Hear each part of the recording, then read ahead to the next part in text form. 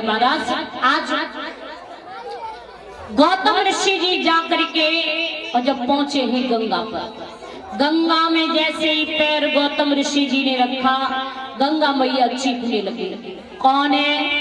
अरे आधी रात्रि पर न मुझे सोने दे रहा है और न खुद सो रहा है, न चैन से बैठ रहा है और न चैन से मुझे बैठने दे रहा है। कौन है? गौतम ऋषि जी कहने लगे, मैया पागल है क्या?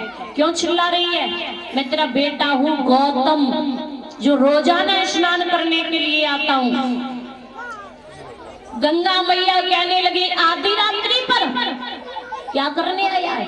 कहने लगे, मैया आधी रात्रि ना, मुर्गा ने आवाज लगाई है तब आया हूँ। गंगा मैया ने योग दृष्टि से देखा तो इंद्र छल कर रहा है अहिल्या के साथ में, गौतम ऋषि का रूप धारण करके। आगे बढ़ करके महाराज गंगा मैया बोली है, गौतम मेरी बात सुन। और क्या बोली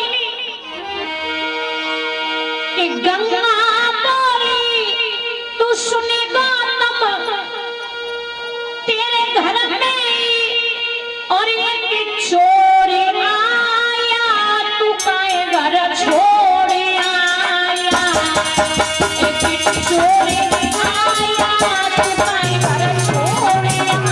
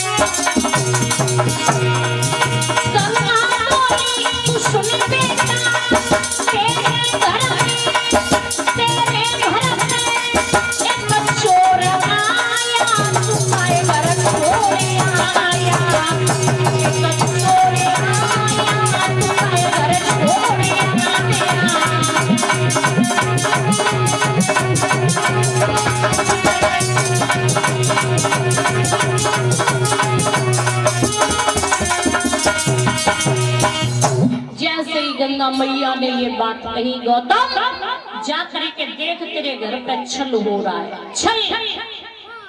भीगी साड़ी उठाई और भीगी साड़ी लेकर के भागे। जा करके घर पे देखा चंद्रमा मुर्गा बना खड़ा है। फटाक सीधी भीगी साड़ी चंद्रमा में मारी, चंद्रमा तो भाग गया। अंदर जा करके देखा इंद्र अहिल्या के साथ में छल कर। महाराज ये वहां से निकल गया इंद्र क्षमा याचना करके। अब गौतम ऋषि जी ने देखा कि इसमें पत्नी का कोई दोष नहीं है, क्योंकि इसे पता ही नहीं है कि ये इंद्र है या फिर मैं हूँ, क्योंकि इसे तो अब पता चला है।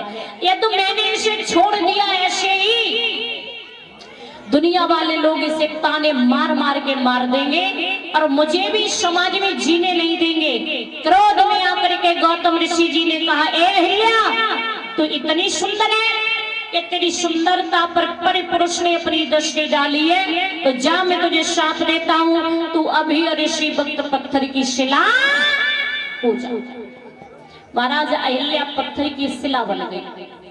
और इधर आगे बढ़ करके जब महाराज याद रहे, भगवान श्री राम से विश्वामित्र ने कहा कि बेटा राम पैर लगाए। भगवान श्री राम आगे बढ़े, पैर नहीं लगाया पत्थर की शिला से। क्यों नहीं लगाया?